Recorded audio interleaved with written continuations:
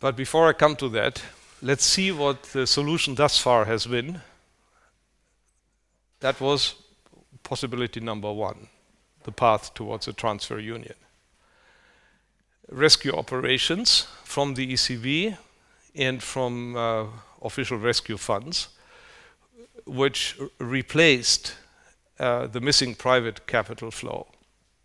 Until 2007, the private capital was flowing into these countries to finance the current account deficits. Then the capital was no longer coming, and there was the crisis. And what did the countries do then to fill the gap to finance the current account deficit? They had to find another source of finance. And this other source of finance was the printing press. The help came from the local printing presses. We have a decentralized system.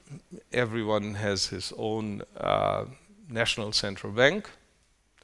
And that central bank, according to the rules specified in Frankfurt, of course not entirely at will, according to the rules, can print money, issue this to the local banks, and they give it out to the private economy, replacing the private credit, which formerly, through the banking sector from Northern Europe, went to Southern Europe. When this money from the printing press is handed out to the local commercial banks, the banks have to hand in a collateral to secure this credit. And here is the clue for understanding what happened, because the collateral quality, the minimum quality for the collateral, was gradually reduced. And that was the policy parameter of the ECB Council in this crisis. Before Lehman, the collateral had to be of very good quality, A, rating A. And then after it, the rating requirement was BB, B. And then the rating successively was reduced further. It's a very complicated process. This graph by no means here, this table, reflects accurately all these, the myriads of measures that have been taken, but there is one chapter in the book which explains all details. And that was for me the most difficult chapter in the whole book, because it was so inconsistent, it was very difficult to see a clear line and so on. But successively the rating requirements were reduced. And in particular, the rating requirement was entirely waived for government bonds from Greece, Ireland and Portugal, the program countries, even though the rating agencies had said it's no longer BBB minus, it is no investment grade. So the ECB said, we don't care, we still accept these government bonds as collateral.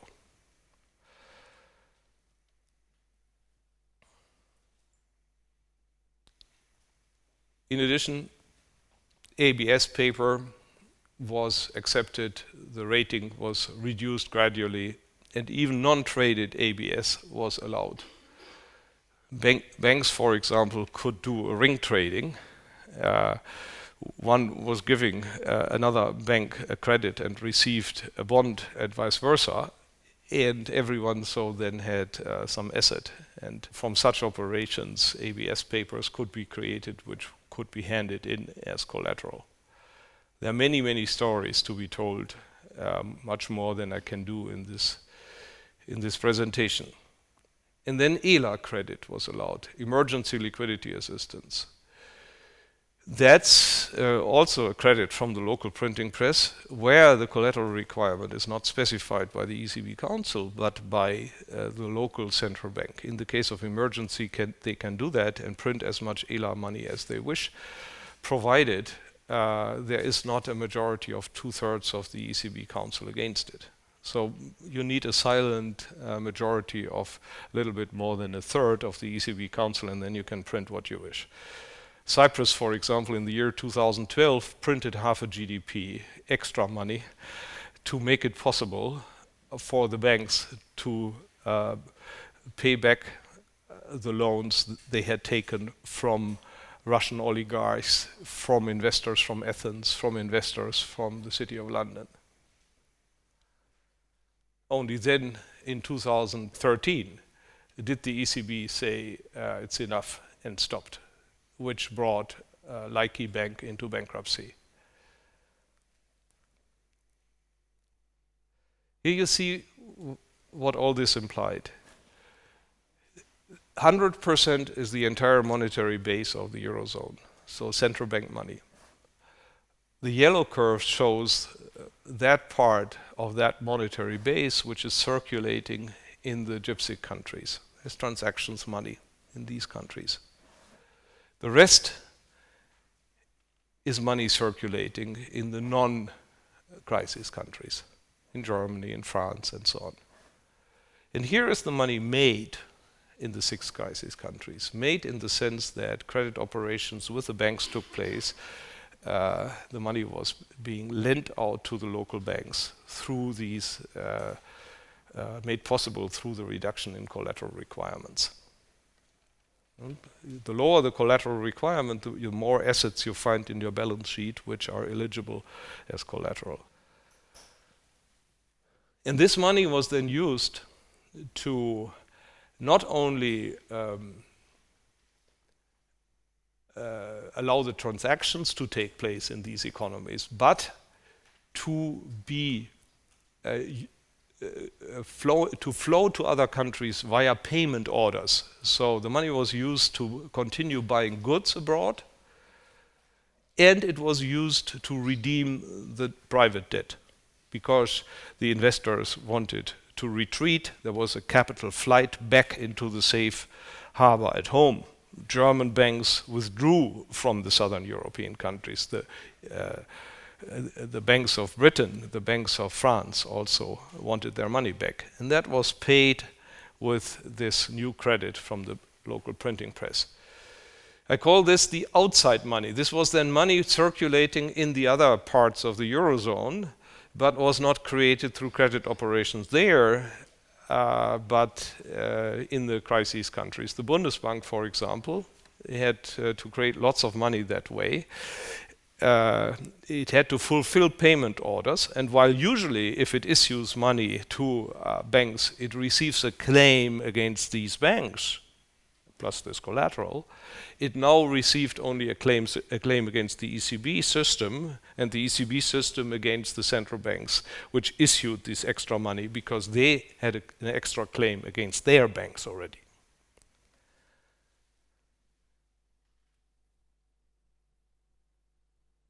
At the peak in the summer 2012, this was 1,002 billion euros, or 57% of the entire monetary base of the Eurozone. This was the biggest rescue program of all.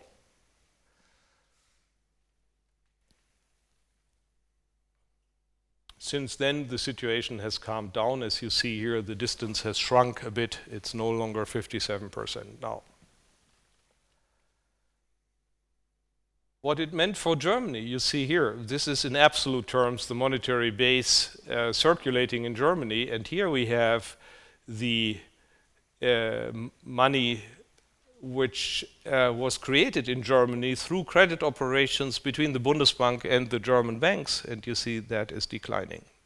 From the summer 2012 until the end of 2013, there was no money anymore in Germany which was created through credit operations with the German banks. It was all payment order money, money that came in from other parts of the Eurozone, because extra credit had been issued from the printing presses there to the commercial banks, and from there to the private economy, which was then used for these payment orders.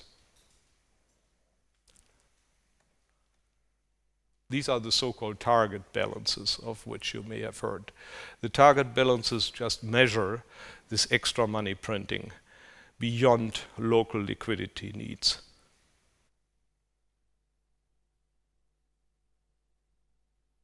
I think we are in an intervention spiral in this whole process. Let me begin again. There is a credit bubble in Southern Europe caused by the euro because the euro drove down the interest rates. I explained that via the government sector and the real estate sector. That deprived the countries of their competitiveness because of this extra inflation. Then the American crisis swept over to Europe, and the northern European banks just shied away from Southern Europe, and there was suddenly a financing need. So they were printing the money which they couldn't borrow anymore. Printing and lending it out to the commercial banks against worsening collateral to the below investment grade level.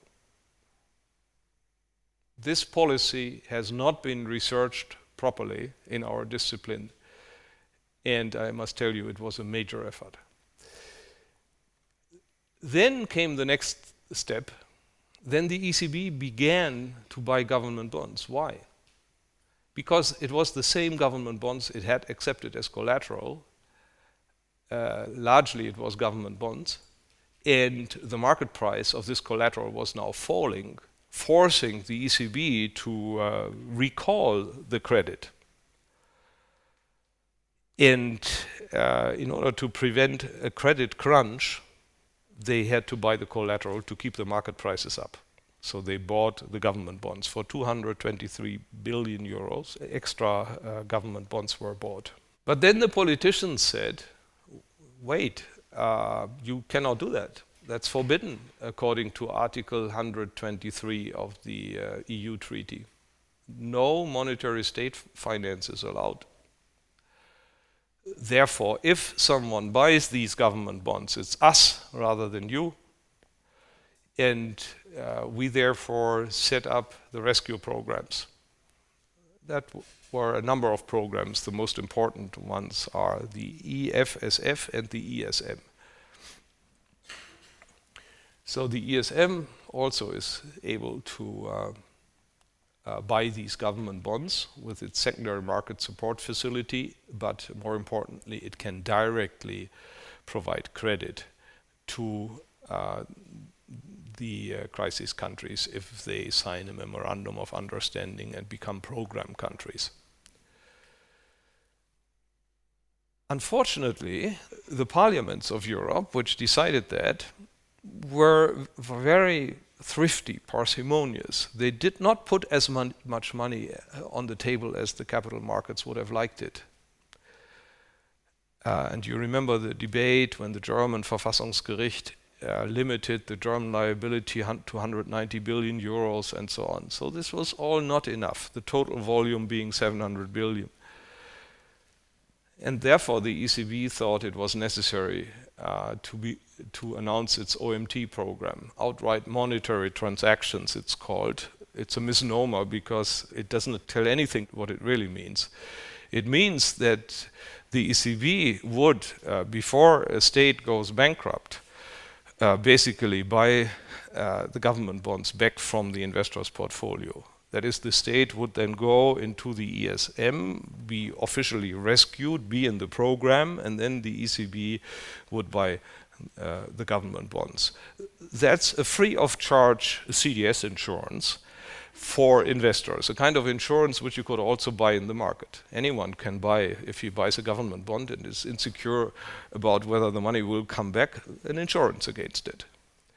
This insurance was free of charge, and it was a big subsidy for investment flows into those countries which otherwise would have had very high interest rates. And in fact, the interest rates were reduced through this program. Mario Draghi, the president of the ECB, said, whatever it takes, we will do it. He said that after having received green light from the governments of the Eurozone for this sentence.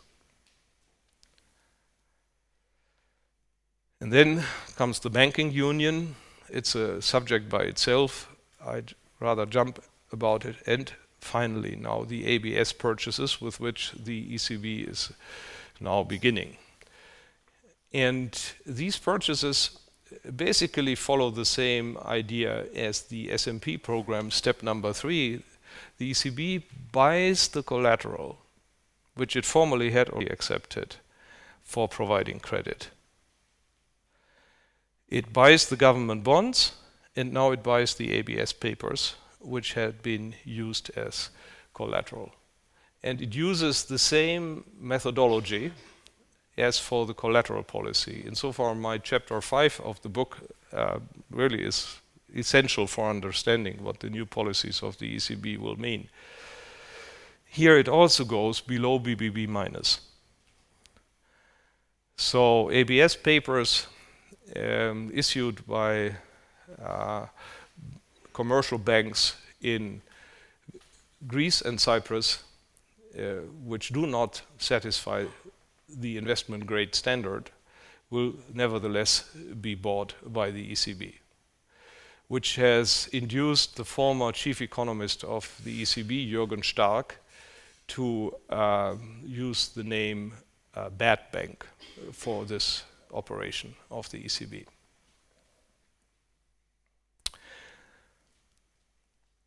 Let's look at the total. In the summer of 2012, at the peak of the crisis, we had money from the printing press of 1,002 billion euros, extra money beyond local liquidity needs, as measured by the target balances. Then we had purchases of government bonds, but here only that part of the purchases which were done by non-GIPSIC central banks, referring to the papers of the GIPSIC countries. Here we have the open rescue programs for Greece. Money came from the EU, from other Euro countries, from this fund which was created, and from the IMF. Then we have here the various programs for Ireland and then for Portugal. If we sum it up, it's 1,339 billion euros, of which 17% was stemming from parliaments, or was decided by parliaments, and 83% was decided by the ECB Council. These proportions do have a legal implication, because it is not clear to me whether the ECB really has the right to interpret its mandate in this way, that it is the biggest rescuer of all. I have the impression the ECB in this crisis became a big bailout machinery, which bailed out the debtors and their private creditors, and that is why it was applauded by the debtors and by the creditors, be it the creditors in terms of German commercial banks, German insurance companies, French commercial banks, insurance companies, the City of London, Wall Street. They all think this is the greatest thing on earth. But there is, of course, a risk, because now public institutions are the creditors, the rescue funds and the ECB. And if there are write-off losses, then they will fall on the taxpayers. Some people have argued the ECB can print the money and there can never be a loss being incurred on the taxpayer. This is really stupid, because the ECB distributes its profits. The present value of seniorage coming out of the ECB system is at least 1.3 trillion in static calculations, and in dynamic calculations it's 3.5 trillion euros. And this is the amount of money which they can use up. By curtailing the profit distributions to the treasuries, if they have write-off losses, the taxpayer clearly would have to bear the losses. No way to avoid it. God is not helping us here to take over some of the burden.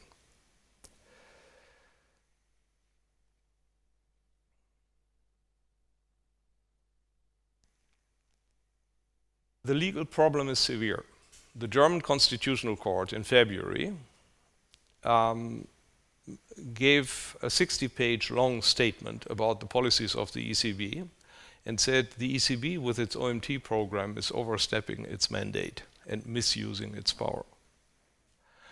It was not a formal ruling, because before such a ruling comes, they wanted to hear the European Supreme Court, which will come early next year with its opinion.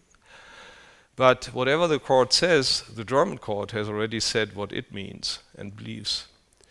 So there are two possibilities. The European court says, yes, German court, you're right, and then the OMT will be curtailed, possibly in a way that makes the capital markets nervous again.